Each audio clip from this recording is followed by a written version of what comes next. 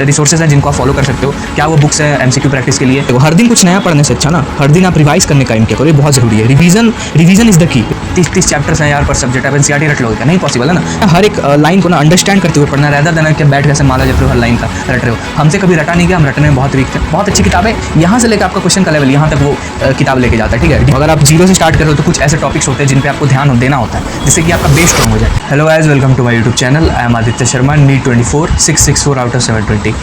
आज के वीडियो में हम लोग देखेंगे कि कैसे आप नीट 25 का जो सिलेबस है उसको सही ढंग से अप्रोच कर सकते हो, जिससे कि आपका जो सिलेबस है ना वो डेडलाइन के पहले ख़त्म हो जाए। क्या वो डेडलाइन है, कब तक आपको सिलेबस ख़त्म करना है जिससे कि आपको रिवीजन में टाइम मिल सके, और कब तक हमने सिलेबस ख़त्म कर लिया था अपने ड्रॉप ईयर में, सारी चीज़ों को जानेंगे। साथ ही अगर आप घर बैठ के खुद से प्रिपरेशन कर रहे हो सेल्फ स्टडी से, तो आप क्या वो रिसोर्सेज हैं जिनको आप फॉलो कर सकते हो, क्या वो बुक्स हैं एमसीक्यू प्रैक्टिस के लिए। साथ ही यूट्यूब पे फ्री में कौन से वो टीचर्स हैं जिनका लेक्चर्स है जो कि आप देख सकते हो।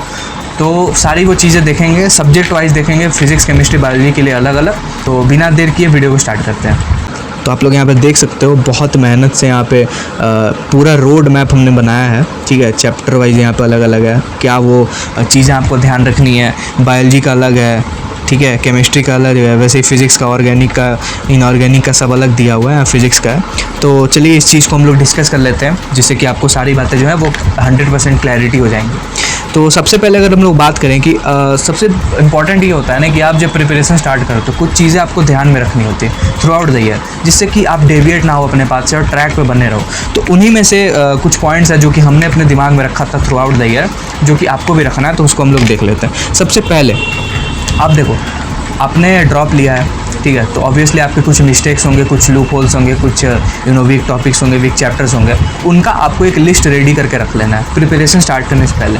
अगर आप ऐसा नहीं करते हो ना, तो आप सोचो कि आपने लेट से कि कोई चैप्टर आपका वीक था, रोटेशनल मोशन वीक था।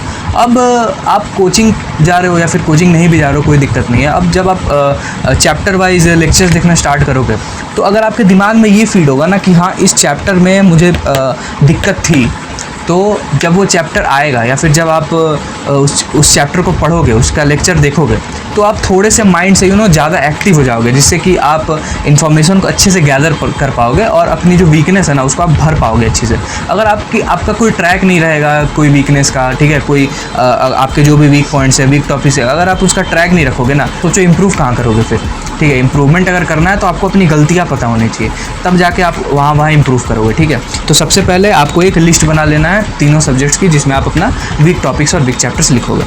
अच्छा, अब ये बहुत ज़्यादा इंपॉर्टेंट है। आपको ना ड्रॉप ईयर में 100% कोचिंग पे रिलाई नहीं होना है, ठीक है। ये बहुत इंपॉर्टेंट पॉइंट हम बोल रहे हैं। बहुत लोग क्या करते हैं, कोचिंग पे ही 100% डिपेंडेंट हो जाते हैं कि नहीं अब सर जब करवाएंगे तभी हम पढ़ेंगे। नहीं, आप देखो, आप एक ड्रॉपर कैंडिडेट, आप एक रिपीटर हो, ठीक है। आपको ऑलरेडी बहुत सी चीज़ों के नॉलेज है। अगर आपने 400 भी नंबर लाए हैं 720 में, तो ऑफकोर्स आपका नॉलेज है, तभी तो आपने 400 लाया है, ठीक है। कुछ चीज़ों का नॉलेज है, ऑफकोर्स आपके वीक टॉपिक्स होंगे, बट बहुत चीज़ों का आपका नॉलेज भी। तो आप लेट से कि यूनिट एंड डायमेंशंस, अगर आप वापस से ड्रॉप ईयर में यूनिट डायमेंशंस पढ़ने में अगर हफ्ता दिन लगाते हो, उसका कोई फ़ायदा नहीं है। आप हफ्ता दिन वहाँ लगाने से अच्छा हफ्ता दिन वहाँ लगाओ ना जो चैप्टर्स आपके वीक हैं, जो बड़े बड़े चैप्टर्स हैं। जेनेटिक्स हो गया, रोटेशनल मोशन हो गया, ठीक है। इन चैप्टर, ऑर्गेनिक में दो लंबा टाइम, ठीक है। तो ऐसे चैप्टर्स में इन्वेस्ट करने से अच्छा टाइम आप उन जगह पे लगाओ जहाँ पे आपके वीक टॉपिक्स हैं। अब कोचिंग वालों का क्या है कि वो मार्च तक सिलेबस ख़त्म करेंगे। हम कोचिंग के ऐसे अगेंस्ट नहीं है, हमने भी ऑफलाइन कोचिंग की है, बट अगर आप 100% रिलाई हो जाते हो तो वो चीज़ गलत है। जैसे बायो की अगर बात करें, एनसीईआरटी आप खुद से पढ़ो या फिर यूट्यूब पे देखो NCERT line by line explanation, sir पढ़ा रहे हैं वो ठीक है, सर का नोट्स उतारो, सर का नोट से पढ़ो, कोई दिक्कत नहीं है, ठीक है, बट खुद से भी पढ़ना ज़रूरी है। अच्छा, आगे अब देखो, मेन फोकस आपका ड्रॉप ईयर में क्वेश्चन प्रैक्टिस पे रखना। थ्योरी आपने साल भर पढ़ा, ठीक है, पिछले साल। इस बार आपको क्वेश्चन पे ध्यान देना है, क्योंकि देखो नीट में आएंगे सवाल, ठीक है। अगर आपका सवाल पे ही हाथ नहीं बैठा रहेगा तो आप वहाँ लाख कोशिश कर लो, कितना भी नॉलेज लेके चले जाओ, सवाल आपसे नहीं सॉल्व होंगे अगर आप सवालों की प्रैक्टिस नहीं करते हो, ठीक है। तो सवाल आपको लगाने हैं। और बाकी आपका जो कंटेंट है ना, आपका जो भी कंटेंट है, नोट्स आप जो बना रहे हो, उसको टाइम के साथ कंसाइज करके चलो, यानी कि शॉर्ट नोट्स प्रिपेयर करना आप सीखो अब से, ठीक है। It's high time you should learn how to prepare short notes and how to prepare them, right, और how to revise that stuff before you appear for your mock test, ठीक है। तो आप मॉक टेस्ट के पहले आप short notes को revise करना सीखो, शॉर्ट नोट्स बनाना सीखो, ठीक है, क्योंकि आप अब लेट से कि आपका एक हफ्ता बाद एग्ज़ाम है, तो आप अगर आपको पूरा सिलेबस रिवाइज करना है, शॉर्ट नोट्स ही आपका हेल्प करेगा। आप पूरा 40 पेज का नोट्स पर चैप्टर आप रिवाइज करने नहीं बैठ सकते हो, ठीक है। तो शॉर्ट नोट्स से आपको लास्ट में हेल्प करते हैं। शॉर्ट नोट्स बनाना सीखो अच्छे से। अगर आपको शॉर्ट नोट्स बनाने में दिक्कत आती है, ठीक है, आप कंफ्यूज होते हो कि कहाँ कौन से पॉइंट्स लिखने हैं, कौन से पॉइंट्स लिखने हैं, कौन से नहीं लिखने हैं, बता दें, हम अपने टेलीग्राम चैनल पे लिंक आपको डिस्क्रिप्शन में दे देंगे। शॉर्ट नोट्स देना ऑलरेडी प्रोवाइड कर दिए हैं, जो भी हमारे पास कंटेंट है, जैसे short notes, mind math, formula sheets. Already हमने फिजिक्स के 3 चैप्टर्स के दे दिए हैं, केमिस्ट्री का मूल कंसेप्ट दे दिया है। अभी नया चैनल है, तो धीरे धीरे हम विद टाइम सब कुछ प्रोवाइड कर देंगे। आप कोई टेंशन लेने की ज़रूरत नहीं पड़ेगी, ठीक है। सब कुछ विद टाइम और टाइम के पहले ही कंटेंट वहाँ पूरा मिल जाएगा आपको, ठीक है। बस आपको प्रिपेयर करना है। अब देखो, शॉर्ट नोट्स आपको खुद ही बनाने हैं, बट आप क्या कर सकते हो ना, जैसे टाइम बचाने के लिए आप हमारे शॉर्ट नोट्स लो, उसको डाउनलोड करो, उसका प्रिंट आउट निकालो, फिर अपने लेंदी नोट्स को रिवाइज करो, जो मेन नोट्स है, सवाल लगाओ, फिर देखो कहाँ दिक्कत आ रही है। अब आप देखो हमारे शॉर्ट नोट्स में क्या वो पॉइंट्स मेंशन्ड है जो कि आपके वीक हैं। ऑफ कोर्स हो सकता है ना कि अब देखो मेजर पॉइंट जो कि जहाँ पे मेजॉरिटी को दिक्कत आती है वो सब कुछ वहाँ मेंशन्ड होगा। ऐसा भी हो सकता है जहाँ आपको दिक्कत आ रही है सब कुछ वहाँ लिखा हो, बट हो सकता है ना 1-8% कुछ चीज़ें हमको वीक नहीं लगी हो जो कि आपको वीक लग रही है, ऐसा होता है, ठीक है। तो अगर वो मेंशन ना हो तो आपको खुद से अगर ऐड करना हो तो आप खुद से हमारे नोट्स में ऐड कर लो, ठीक है। तो ये एक शॉर्टकट तरीका रहेगा, आपका टाइम भी बचेगा, पूरा शॉर्ट नोट्स भी प्रिपेयर नहीं करना पड़ेगा खुद से, और हमारा शॉर्ट नोट्स भी बहुत अच्छे से बनाया वो भी आपको मिल जाएगा। तो उसमें आप मॉडिफिकेशन वगैरह कर सकते हो थोड़ी सी, बाकी आप हमारा शॉर्ट नोट्स अच्छे से यूज़ कर सकते हो, कोई दिक्कत नहीं है। हाँ, अब देखो, हर दिन कुछ नया पढ़ने से अच्छा ना हर दिन आप रिवाइज़ करने का एम किया करो, ये बहुत ज़रूरी है। Revision is the key. Revision बिल्कुल एक आपके लिए थ्रू आउट द जर्नी एक की होने वाला है। रिवाइज नहीं करोगे चीज़ों को तो आप चीज़ों को भूलोगे। आप भले कितना ही ब्रह्मांड का ज्ञान पढ़ लो, अगर आपको रिवीजन नहीं करोगे ना तो आप सारी चीज़ें भूल जाओगे। फिर मेन एग्ज़ाम में कहोगे कि पता नहीं पेपर क्यों ख़राब हो गया। आपको रिवाइज़ करना है। बाकी देखो, अगर सिलेबस की बात करें तो आपको बायोलॉजी और केमिस्ट्री जो है ना, वो आपको भैया देखो दिसंबर तक कैसे भी ख़त्म कर लेना है। यहाँ पे बहुत ज़्यादा ऐसे दिमाग नहीं लगाना कि हाँ फरवरी तक खींचेंगे, मार्च तक सिलेबस, नहीं। तो रिवीजन कब करोगे? बायो और केमिस्ट्री कैसे भी आप कोशिश करो, अभी इनफ टाइम है, ठीक है। आप रिपीटर बैच के हो, कर लोगे, आपको बहुत चीज़ें आती भी हैं, आप अपने वीक एरिया जानते हो, ठीक है। तो अगर आप अपने वीक पॉइंट्स को लिख लेते हो, जो कि हमने फर्स्ट पॉइंट बताया था, तो आपका नो डाउट दिसंबर तक जो है सिलेबस अच्छे से ख़त्म हो जाएगा, इसमें कोई शक वाली बात नहीं है। बात करें फिजिक्स की, आप फिजिक्स थोड़ा लंबा खींच लो, थोड़ा कंसेप्चुअल वो ज़्यादा है, बहुत लोगों को दिक्कत भी आती है, तो आप फिजिक्स को थोड़ा लंबा खींचो, 1 महीना एक्स्ट्रा ले लो, कोई दिक्कत नहीं है। बाकी बायो केमिस्ट्री दिसंबर तक खत्म कर लो, ठीक है। अच्छा, अब आते हैं हम लोग सब्जेक्ट वाइज एनालिसिस पे, कौन से रिसोर्सेज आपको फॉलो करना है, कौन से बुक्स आपको फॉलो करना है, ठीक है। अच्छा, जो कि हमने खुद फॉलो किए थे वही बताएंगे। बात करें अगर बायो की, तो बायो में केवल आपको एनसीईआरटी ही फॉलो करना है, ठीक है। एनसीईआरटी गांठ बांध लो इस बात को, एनसीईआरटी के अलावा कुछ नहीं फॉलो करना। बहुत लोग न्यूटन वगैरह पढ़ते हैं, कोई उसका फ़ायदा नहीं है। एनसीईआरटी बेस्ड पढ़ना है, एनसीईआरटी बेस्ड नीट में पूछा जाता है, ठीक है।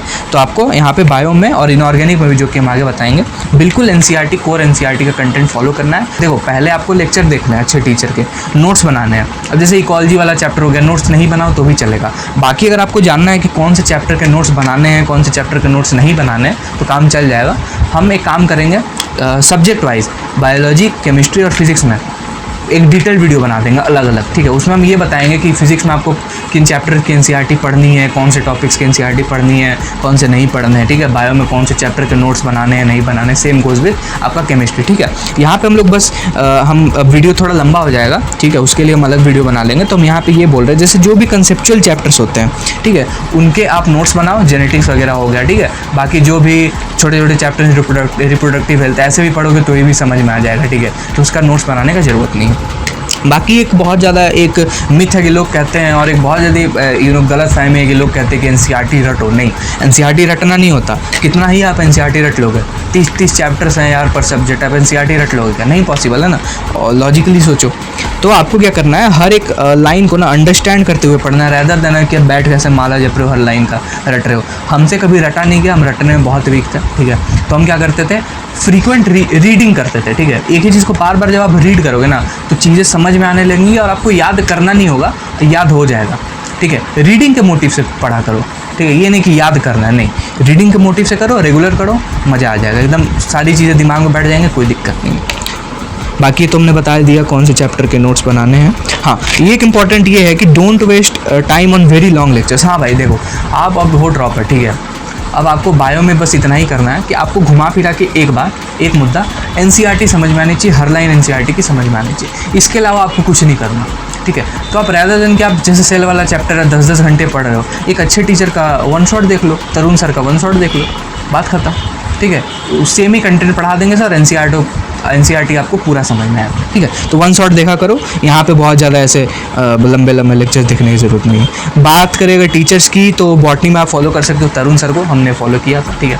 वैसे अगर बता दें, हमने अपने ऑफलाइन कोचिंग जाते थे मोशन, तो वहाँ पे टीचर्स थे, बेस्ट थे, उनको हम फॉलो करते थे। बट इन केस जैसे अब रिवीजन करना है हमको, ठीक है, मॉक टेस्ट चल रहा है, तो हम यूट्यूब से भी पढ़ते थे, बहुत पढ़ते थे, ऐसा नहीं है, यूट्यूब से भी बहुत हमने पढ़ा है रिवीजन करते वक्त, ठीक है। तो आप इस केस में क्या कर सकते हो, और हम उन्हीं टीचर्स को बताएंगे जो कि हमने देखा है, जो कि हमने खुद उनसे पढ़ा है, ठीक है। तो आप तरुण सर को फॉलो कर सकते हो, आकांक्षा मैम को फॉलो कर सकते हो, ऋषभ चौबे सर को फॉलो कर सकते हो, ठीक है। ये आपका बॉटनी का हो गया। जूलॉजी में आप नो डाउट बिल्कुल आँख बंद करके मनीष दुबे सर को फॉलो करो, MD सर को, एकदम मस्त आपका चंगा हो जाएगा।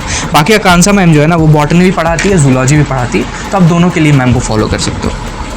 बात की अगर MCQ प्रैक्टिस के लिए, तो हमने लगाया था दिशा पब्लिकेशंस का एक किताब आता है, NCERT एक्सट्रैक्ट, ठीक है। अब इसमें फ़ायदा आपको ये होगा ना, अगर आप ये किताब परचेज़ करते हो तो आपको PYQs अलग से नहीं लगाने पड़ेंगे, ना ही एग्जाम्पलर। लोग PYQs अलग से लगाते हैं, लगाने आपको, तो यहाँ पे क्या होता है ना, इनका MCQs अलग दिया रहता है, साथ ही PYQs भी वो लोग अलग दे देंगे, और जो आपका एग्जाम्पलर है वो भी ये लोग अलग से सेम ही बुक में, सेम ही चैप्टर में प्रोवाइड कर देंगे, ठीक है। तो आपको इधर उधर भटकना नहीं पड़ेगा। आप ये बुक ले सकते हो, अच्छे लेवल के क्वेश्चन है, स्टेटमेंट बेस्ड भी, असर्शन रीजन सब दिए हुए हैं।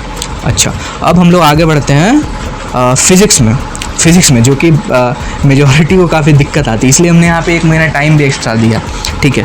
अच्छा, फिज़िक्स की अगर बात करें ना, फिज़िक्स में आपके हो जाएंगे 16 चैप्टर 11th के, ठीक है, और 14 चैप्टर आपके हो जाएंगे 12th के। अब यहाँ पे हमने बायो में नहीं बताया ना, हाँ, 19 चैप्टर आपके 11th के और 13 चैप्टर आपके 12th के, ठीक है। वैसे अगर हम लोग फिज़िक्स में 16 चैप्टर आपके 11th के, अब कुछ लोग कहेंगे 16 चैप्टर थोड़ी ये कम है, तो हम कम यहाँ पे क्यों नहीं है, हमने ज़्यादा इसलिए लिखा हुआ है। आप देखो, circular motion, vertical circular motion, centre of mass and rotation को हमने सेपरेटली लिखा हुआ है एक चैप्टर मान के, क्यों हम बता रहे हैं। अब जब आप NCERT देखोगे, system of particles and rotational motion, वो पूरा एक चैप्टर है, बट आप सेंटर ऑफ मास और रोटेशन मोशन तो अलग अलग पढ़ोगे ना, अलग अलग पढ़ना होता है, ठीक है, और अलग अलग चैप्टर्स है वो, तो इसलिए हमने यहाँ पे ऐसे चैप्टर्स को स्प्लिट करके लिखा हुआ है, जिससे कि आपको चीज़ों को समझने में आसानी हो, ठीक है, और अच्छे से आप एनालिसिस भी कर पाओ। तो टोटल अगर ऐसे देखें तो 30 चैप्टर्स आपके फिजिक्स में बनते हैं, ठीक है। बात करें अगर फिजिक्स की, तो फिजिक्स में देखो, क्वेश्चन प्रैक्टिस ही आपका मेन रहने वाला है, ठीक है, साल भर। बहुत ज़्यादा थ्योरी यहाँ पे पढ़नी नहीं है, आपको शॉर्ट नोट्स बनाते चलना है, उन्हीं को रिवाइज करना है, ठीक है। बेसिक पॉइंट्स देखने हैं, सवाल पे कूदना है, सवाल लगाना है, सवाल आपसे बनना चाहिए फिजिक्स में, ठीक है। बात करें अगर हाँ, तो ये रट्टाफिकेशन वाला काम नहीं करना है, हमने यहाँ पे लिख रखा है। बहुत लोग फॉर्मूले रटते नहीं, कंसेप्ट अगर आपका स्ट्रॉन्ग होगा ना, फॉर्मूले बिल्कुल आपको याद होने चाहिए, ठीक है, आपको बिल्कुल टिप्स होने चाहिए फॉर्मूले, बट उनको याद नहीं करना, ये नहीं आप एक पेज पे बैठ के याद कर रहे हो, नहीं, आप सवाल इतने फ्रीक्वेंटली लगा लो कि आपको फॉर्मूले और कंसेप्ट याद ही हो जाए अपने आप। चीज़ों को याद करने के अलावा ऐसी चीज़ें किया करो कि वो आपको अपने आप याद हो जाए। ऐसे सवाल आप इतने लगा लो कि फॉर्मूले आपको अपने आप याद हो जाएंगे, ठीक है, हमने यही किया था, ठीक है। साथ ही हम शॉर्ट नोट्स का तो बता ही दिया, कोर्स के साथ शॉर्ट नोट्स भी आपको बनाने हैं, ठीक है। बात करें हाँ, तो PYQs, बहुत लोग क्या करते हैं, PYQs पर 100% रिलाई हो जाते हैं, ठीक है, कि हाँ बस PYQs ही लगा रहे हैं, साल भर बस PYQs ही लगाए, कोई अच्छे लेवल के क्वेश्चंस लगाए नहीं भाई, ऐसा मत करो। PYQs पूछे हुए क्वेश्चन है, बट उनसे अच्छे क्वेश्चंस भी पूछे जा सकते हैं, आपको ये समझना पड़ेगा। तो आप अभी क्या है ना, अभी आपके पास 9 महीने का टाइम है, अगस्त से लेकर मई तक बात करें तो, अगर आप 2 महीने रिवीजन के निकाल दो तो 7 महीने, 7 महीने में सबसे पहले आप 2-3 महीने हाई लेवल के सवाल तो लगाओ, कम से कम अक्टूबर नवंबर तक अच्छी किताब लगाओ, अपना मॉड्यूल लगाओ कोचिंग का, ठीक है। उसके बाद आप PYQs पे जंप करो, PYQs देखोगे बहुत ज़्यादा कुछ बहुत ऐसे टफ पूछे नहीं जाते, ठीक है, अब नहीं पूछे जाते, ठीक है। तो आपको PYQs बहुत आसान लगेंगे अगर आप अच्छे लेवल के क्वेश्चंस कर लेते प्रैक्टिस। तो बात करें अगर टीचर की, तो आप यहाँ पे बिल्कुल आँख बंद करके अमर सर को फॉलो करो, 110% ट्रस्टवर्दी सिलेक्शन देके जाओगे, फिजिक्स से तो आपका सिलेक्शन नहीं रुकेगा, ठीक है। बात करें क्वेश्चंस की, तो अगर आप कोचिंग में हो मॉड्यूल लगा सकते हो, नोट्स के सवाल लगाने ही लगाने, इग्नोर नहीं करना क्लास नोट्स के।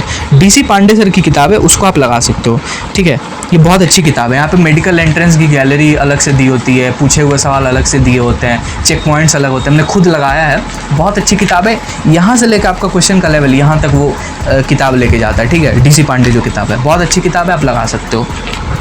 बहुत लोग SCV भी लगाते हैं, बट छोड़ देना, नीट के लिए JEE मेंस के लिए कोई ज़रूरत नहीं है। बात करें अगर इंपॉर्टेंट टॉपिक्स की, अब देखो अगर आप जीरो से स्टार्ट कर रहे हो तो कुछ ऐसे टॉपिक्स होते हैं जिन पे आपको ध्यान देना होता है जिससे कि आपका बेस स्ट्रांग हो जाए। तो सबसे पहले आप ध्यान दे देना यूनिट एंड डायमेंशंस, काइनेमेटिक्स को लोग इग्नोर करते हैं, वर्क पावर एनर्जी लोग इग्नोर करते हैं, नहीं इग्नोर करना। ये चीज़ आपकी बेस सेट करेंगे। अगर आपको इक्वेशंस ऑफ मोशन ही नहीं पता कांस्टेंट एक्सेलरेशन की, तो आप क्या फिर आप फिजिक्स पढ़ोगे। अगर आपको एनर्जी कंजर्वेशन ही नहीं पता तो क्या आप इलेक्ट्रोस्टैटिक्स पढ़ोगे। ठीक है, तो ये चीज़ें बहुत इंपॉर्टेंट है, इनको इग्नोर नहीं करना। अब हम लोग आगे बढ़ते हैं केमिस्ट्री में। ठीक है, अच्छा केमिस्ट्री में तीन पार्ट्स हैं, फिजिकल, इनऑर्गेनिक, ऑर्गेनिक। अगर ओवरऑल बात करें तो केमिस्ट्री में आपको 11 चैप्टर्स 11th में देखने को मिलेंगे और 10 चैप्टर्स आपको 12th में देखने को मिलेंगे, 21 चैप्टर्स टोटल। अब 11 चैप्टर्स में भी हमने वापस फिजिक्स की तरह स्प्लिट कर रखा है। जैसे IUPAC आइसोमेरिज्म आप अलग पढ़ते हो, बट NCERT में देखोगे अलग नहीं दे रखा, वो चैप्टर के साथ ही मर्ज किया हुआ है। ठीक है, आयनिक इक्विलिब्रियम और केमिकल इक्विलिब्रियम हमने अलग से लिख रखा है क्योंकि आप अलग अलग पढ़ोगे, बट इक्विलिब्रियम का एक चैप्टर है। ठीक है, तो ये चीज़ आपको ध्यान रखनी है। बात करें अगर फिजिकल की, तो फर्स्ट पार्ट में अगर बात करें केमिस्ट्री की, तो ये बिल्कुल आपको सेम अप्रोच रहने वाला है फिजिक्स की तरह। कंसेप्ट पे ध्यान देना, कंसेप्ट बिल्डिंग पे शॉर्ट नोट्स बनाने हैं। ठीक है, और बार बार सवाल लगाने हैं, क्वेश्चन प्रैक्टिस को प्रायोरिटाइज करना है, वही यहाँ पे हमने लिख रखा है। इंपॉर्टेंट टॉपिक्स की बात करें तो मोल कंसेप्ट आपको तैयार करना है सबसे पहले, बहुत इंपॉर्टेंट चैप्टर है। लिमिटिंग रिएजेंट वगैरह यहाँ पे बहुत पूछे जाते हैं, बाद में भी काम लगते हैं। ठीक है, इक्विलिब्रियम बहुत इंपॉर्टेंट है। रिडॉक्स, अब देखो भैया आपको अगर यार ऑक्सीडेशन स्टेट ही नहीं निकाल पाओगे तो आप कैसे ब्लॉक केमिस्ट्री पढ़ोगे, है ना, कैसे आप चीज़ों का आगे हैंडल करोगे। ठीक है, तो रिडॉक्स बहुत इंपॉर्टेंट चैप्टर है। ये 3 चैप्टर आपके फिजिकल के सबसे ज़्यादा इंपॉर्टेंट है। बात करें अगर टीचर की, सुधांशु सर, कोई दिक्कत नहीं है।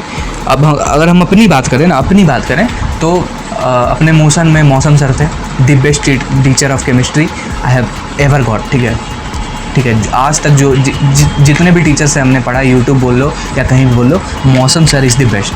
अब हाँ ऑफ कोर्स अब मौसम सर तो हर जगह नहीं है ना, तो आप क्या कर सकते हो, अगर आप खुद से पढ़ रहे हो तो यूट्यूब पे आप सुधांशु सर का लेक्चर देख सकते हो। हमने उनका भी देखा है क्योंकि जब रिवीजन करते थे तो उनका लेक्चर हम देखते थे घर पे। ठीक है, तो आप उनका लेक्चर्स देख सकते हो, टॉप क्लास है, कोई दिक्कत नहीं है।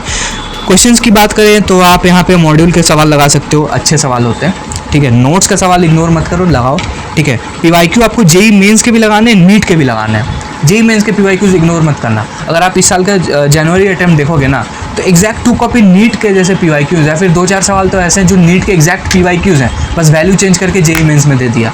ठीक है, नीट में भी अगर आप 24 में देखोगे तो इंटीजर टाइप के जो सवाल पूछे जाते हैं कि find the value of x, ऐसे वाला JEE में जो पूछे जाते हैं, वो इस बार नीट में भी पूछे गए हैं। एक मैग्नेटिज्म का सवाल पूछा गया था, यहाँ पे हम शो कर देंगे, आप देख लेना, वो इंटीजर टाइप क्वेश्चन था। ठीक है, जो कि नीट में ऑप्शन के बेसिस पे दिया रहता है। ठीक है, बात करें अगर यहाँ पे NCERT इन टेक्स्ट क्वेश्चंस बहुत इंपॉर्टेंट हो जाते हैं। ठीक है, बट वो तो पूरे केमिस्ट्री में इंपॉर्टेंट है, बट यहाँ पे फिजिकल में प्रॉब्लम ये है ना कि जो इन टेक्स्ट के सवाल होते हैं और जो बैक एक्सरसाइजेज होते हैं वो बहुत ज़्यादा कैलकुलेटिव और लेंदी होते हैं, और जनरली इतने ज़्यादा कैलकुलेटिव और लेंदी, अब कैलकुलेटर तो अलाउड नहीं होता, तो इतने ज़्यादा कैलकुलेटिव सवाल पूछे नहीं जाते। ठीक है, थोड़े कम कैलकुलेटिव पूछे जाते हैं, तो इनको आप क्या कर सकते हो, फिलहाल के लिए इग्नोर कर सकते हो। जब आपका पूरा केमिस्ट्री खत्म हो जाए तब लास्ट में आप फिजिकल के इंटेक्स्ट और बैक के जो सवाल है वो आप बाद में लगा लेना।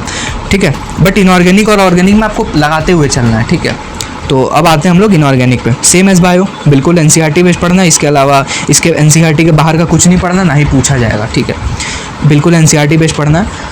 बट यहाँ पे एक चीज़ आपको ध्यान रखनी है, डायरेक्टली NCERT को रीड नहीं करना, क्योंकि यहाँ पे दिक्कत ये है ना, बायो के कुछ चैप्टर्स हैं जो कि आप डायरेक्टली पढ़ोगे आपको समझ में आ जाएंगे, बट इनऑर्गेनिक में ऐसा नहीं है, क्योंकि बहुत ट्रेंड्स होते हैं। इनऑर्गेनिक में भी कंसेप्ट्स होते हैं, अगर केमिकल बॉन्डिंग की बात करें, कोऑर्डिनेशन की बात करें, DNF ब्लॉक की बात करें, ये सब अच्छे चैप्टर्स हैं जहाँ पे काफ़ी कंसेप्ट्स इन्वॉल्व हैं।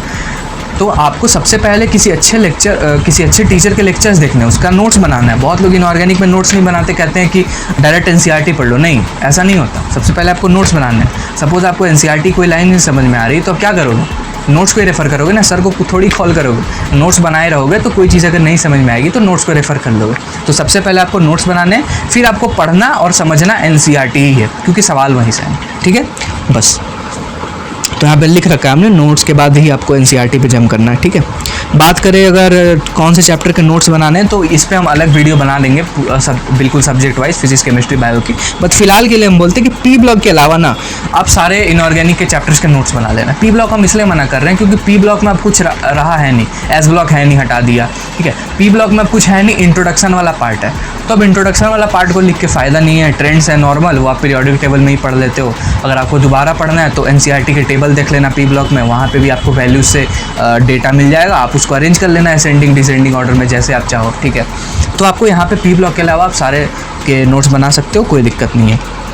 अच्छा, यहाँ पे आपको क्वेश्चन प्रैक्टिस से भी ज़्यादा प्रायोरिटाइज एक चीज़ करनी है, वो है फ्रीक्वेंट रिवीजन और फ्रीक्वेंट चीज़ों को पढ़ना, चीज़ों को याद रखना। इनऑर्गेनिक में ये काफ़ी इंपॉर्टेंट हो जाता है। क्यों हम बता रहे हैं? क्योंकि बायो की तरह ही है ये। तो यहाँ पे जो सवाल पूछे जाते हैं ना, बहुत ज़्यादा ऐसे कैलकुलेशन वगैरह यहाँ पे होता है नहीं, ठीक है। तो यहाँ पे मेमोरी आपकी गेम प्ले करती है, मेन रोल जो आपकी प्ले करती है ना, वो आपकी मेमोरी प्ले करेगी। तो यहाँ पे आपको अपनी मेमोरी को साफ करते हुए चलना है। कैसे? वो तभी होगा जब आप फ्रीक्वेंट रिवीजन करते हो, तो ही आपको चीज़ें जो है याद रहेंगी, ठीक है। तो ये आपका इनऑर्गेनिक का हो गया। टीचर्स की अगर बात करें, अगर यूट्यूब से पढ़ रहे हो तो एमडी सर को फॉलो कर लो, ठीक है। मोहित दादिच सर अच्छे हैं सर, बड़ा अच्छा पढ़ाते हैं, ठीक है। बात करें अब एक जन का हम और यहाँ पे नाम लेंगे जिसका कि हम फॉलो किए थे कंटेंट, अविनाश शर्मा। इनका ह्यूरिस्टिक सीरीज़ है, ठीक है। ये अभी खुद MBBS कर रहे हैं और यूट्यूबर भी हैं, तो आप इनका जो है ह्यूरिस्टिक सीरीज़ फॉलो कर सकते हो। हमने फॉलो किया था, बहुत हाई बेनिफिट, बहुत बेनिफिशियल रहा हमारे लिए, ठीक है। काफ़ी बेनिफिशियल रहा। सवाल भी डायरेक्ट नीट 24 में उठ के आए हैं, इनके जो लाइंस इन्होंने मार्क कराई थी एनसीईआरटी में, ठीक है। तो वहाँ से सवाल आए हैं और बहुत अच्छा ये कर रहे हैं, ठीक है। ह्यूरिस्टिक सीरीज़ इन्होंने बहुत अच्छा एक कंटेंट पूरा तैयार किया। अगर आपको एनसीईआरटी कंठस्थ करनी है ना, अविनाश शर्मा का आप ह्यूरिस्टिक सीरीज़ देख लो। ऑर्गेनिक का भी और इनऑर्गेनिक का भी इन्होंने बना रखा है, ठीक है। हम लिंक डिस्क्रिप्शन में दे देंगे, बिल्कुल आप देख सकते हो, बेझिझक देखो, आपका एनसीईआरटी बिल्कुल टाइटली एकदम स्ट्रेंथन हो जाएगा एनसीईआरटी, ठीक है। इनका ह्यूरिस्टिक सीरीज़ आप फॉलो कर सकते हो, बिल्कुल 110% रिलायबल है, ठीक है। बात करें अगर सवाल प्रैक्टिस की, ठीक है, सवालों की अगर प्रैक्टिस की बात करें तो उसके लिए अब देखो, इनऑर्गेनिक में आपको एनसीईआरटी पे पकड़ बनाना बहुत ज़रूरी है, ठीक है, और एनसीईआरटी पे ही पकड़ बनाना है, ठीक है। तो उसके लिए आप फॉलो कर सकते हो, MTG की एक किताब आती है एनसीईआरटी एट फिंगर टिप्स, ठीक है। कोई स्पॉन्सर्ड वीडियो नहीं है, हमने जो फॉलो किया वही बता रहे, ठीक है। तो यहाँ पे आप फॉलो कर सकते हो, MTG की एनसीईआरटी एट फिंगर टिप्स आती है, उसको आप फॉलो कर लो। अच्छी किताब है, आपकी एनसीईआरटी बहुत अच्छी स्ट्रेंथन हो जाएगी, ठीक है। अब बात करें यहाँ पे एनसीईआरटी के जो इंटेक्स्ट सवाल है ना, और जो बैक एक्सरसाइजेज है, यहाँ पे बहुत ज़्यादा इंपॉर्टेंट हो जाती है इनऑर्गेनिक और ऑर्गेनिक में। फिजिकल में उतनी इंपॉर्टेंट नहीं थी, बट इन दोनों में काफ़ी इंपॉर्टेंट हो जाती है। तो इनको आपको साथ में लगाते हुए चलना है, ठीक है। ये आपका इंटेक्स्ट क्वेश्चन का हो गया। बात करें PYQs की, तो बिल्कुल यहाँ पे जेईई मेंस के PYQs लगाने की ज़रूरत नहीं, यहाँ पे बस नीट के PYQs लगाओ, क्योंकि जेईई मेंस के जो पूछे जाते हैं बहुत गंदे गंदे पूछे जाते हैं, तो वैसे अब नहीं पूछे जाते, ना ही जेईई मेंस में और ना ही नीट में। तो आप यहाँ पे बस PYQs नीट के लगाओगे। बात करें अगर यहाँ के इंपॉर्टेंट टॉपिक्स की, तो यहाँ पे इंपॉर्टेंट हो जाता है आपका पीरियोडिक टेबल और केमिकल बॉन्डिंग। पीरियोडिक टेबल नहीं पढ़ोगे, ट्रेंड्स नहीं समझ में आएंगे, तो आगे ब्लॉक केमिस्ट्री नहीं पढ़ पाओगे। केमिकल बॉन्डिंग नहीं पढ़ोगे तो फिर इनऑर्गेनिक ही नहीं पढ़ पाओगे, ठीक है। तो ये दोनों चैप्टर्स को आपको बिल्कुल इग्नोर नहीं करना, बहुत अच्छे से प्रिपेयर करना है, टाइम लेकर प्रिपेयर करना है। यहाँ पे आप टाइम लगा दो, पी ब्लॉक में टाइम लगाने से अच्छा यहाँ टाइम लगाओ, पी ब्लॉक जल्दी निपटा लोगे, ठीक है। तो आपका ये हो जाएगा इंपॉर्टेंट टॉपिक्स। बात करें अगर अब हम लोग आगे बढ़ते हैं ऑर्गेनिक के साथ, तो ऑर्गेनिक में अगर आगे बढ़ेंगे तो अपनी बात करें तो मौसम सर से पढ़े थे, बेस्ट ऑर्गेनिक पढ़ाए थे, वो हमको बहुत वीक थी 11-12 में, ऑर्गेनिक वो हमारा सुधार दिए, ठीक है। बट अब मौसम सर हर जगह नहीं है, तो अगर आप खुद से पढ़ रहे हो यूट्यूब पे बैठ के, तो आपको जो है प्राइमरी फोकस ऑर्गेनिक में जो रखना, अपने लेक्चर नोट्स पे रखना है, ठीक है। एनसीईआरटी से भी ज़्यादा आपको प्रायोरिटी यहाँ पे लेक्चर नोट्स को देनी है। हम यहाँ पे इसलिए बोल रहे हैं ना, क्योंकि बहुत सारे रिएक्शन है, मैकेनिज्म्स है, अगर आप डायरेक्टली एनसीईआरटी देखोगे हो सकता है नहीं समझ में, हो सकता है क्या नहीं समझ में आएगा। तो आपके पास अगर नोट्स होगा ना, तो वो सारी चीज़ें आपको समझ में आएंगी बेटर, सवाल भी आपसे जल्दी बनेंगे, ठीक है। तो आप क्या कर सकते हो कि सबसे पहले आप लेक्चर नोट्स को प्रायोरिटी दो, अच्छे से उनको प्रिपेयर करो, सवाल लगाओ, फिर एक चैप्टर पूरा कंप्लीट जब हो जाए तब आप एनसीईआरटी पे जाओ, ऑर्गेनिक के एनसीईआरटी पे, फिर उनको अच्छे से प्रिपेयर करो और देखो। बस रीड करते हुए चलना, इनऑर्गेनिक की तरह और बायो की तरह यहाँ पे चीज़ों को याद करने की कोई ज़रूरत नहीं है, बस रीड करना है, टच में रहना बस, ठीक है। वही चीज़ हमने यहाँ पे लिख रखा है कि parallelly be in touch with NCERT, ठीक है। मेमोराइजेशन की कोई ज़रूरत नहीं है। बात करें इंपॉर्टेंट टॉपिक्स की, तो यहाँ पे जीओसी आपका इंपॉर्टेंट हो जाता है, ठीक है। IUPAC बहुत इंपॉर्टेंट हो जाता है, डायरेक्टली सवाल नहीं पूछे जाते, बट कोई रिएक्शन दे देगा, अब वहाँ पे आपको प्रोडक्ट का जो IUPAC नेम है वो पूछ सकता है। आइसोमेरिज्म की बात करें, स्टीरियो आइसोमेरिज्म बहुत ज़्यादा इंपॉर्टेंट है, ठीक है, वहाँ पे आपको ध्यान देना है। बात करें अगर टीचर्स की, यूट्यूब से पढ़ रहे हो, पंकज सर को फॉलो कर लो, ठीक है, योगेश जैन सर को फॉलो कर लो, दोनों ही अपने अपने जगह अच्छे टीचर्स हैं।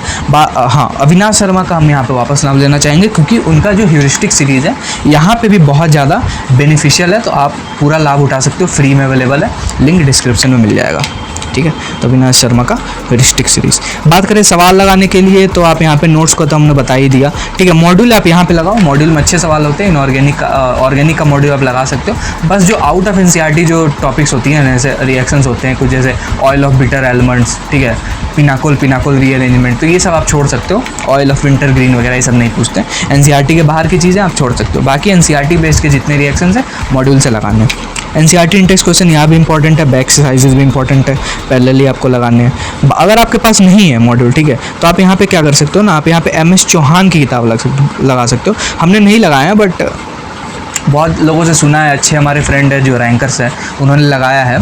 तो आप क्या कर सकते हो, एम एस चौहान की किताब लगा सकते हो, अच्छी किताब है। पीवाईक्यू की बात करें तो जेईई मेंस और नीट दोनों के पीवाईक्यूज यहाँ पे आपको लगाने हैं, ठीक है। बस इतना ध्यान रहे कि जेईई मेंस और नीट में जो आप पहले जो पूछे जाते हैं सवाल आउट ऑफ एनसीईआरटी, वो आप इग्नोर कर सकते हो। बस एनसीईआरटी बेस लगाओ, कोई दिक्कत नहीं है। तो ये था आपका पूरा 25 का माइंड मैप। क्या रिसोर्सेज आपको फॉलो करने हैं, जो कि हमने फॉलो किए थे, पूरा बता दिया। कब तक सिलेबस खत्म करना है वो भी बता दिया।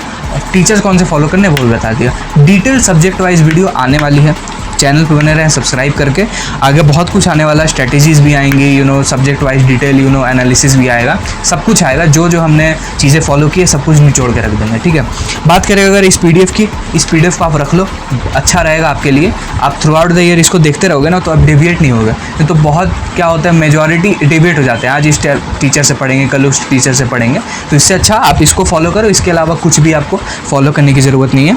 हमने आप यहाँ पे एक चीज़ और देख लो, हमने यहाँ पे लिखा हुआ एम 680+। ये हमने इसलिए लिखा हुआ है ना क्योंकि अब देखो, अब अगर आपको एक अच्छे गवर्नमेंट कॉलेज में जाना है, एक डिसेंट गवर्नमेंट कॉलेज में जाना है, तो आपको इतना मार्क्स अब लाना ही पड़ेगा। इस साल का जो सिचुएशन है वो देख के। अब वो ज़माना नहीं है कि 620-30 में, 610 में आप उम्मीद कर रहे हो कि कुछ ना कुछ तो मिल ही जाएगा। नहीं, अब ऐसा नहीं होने वाला, ठीक है। तो आपको इतना एम करने वाला है।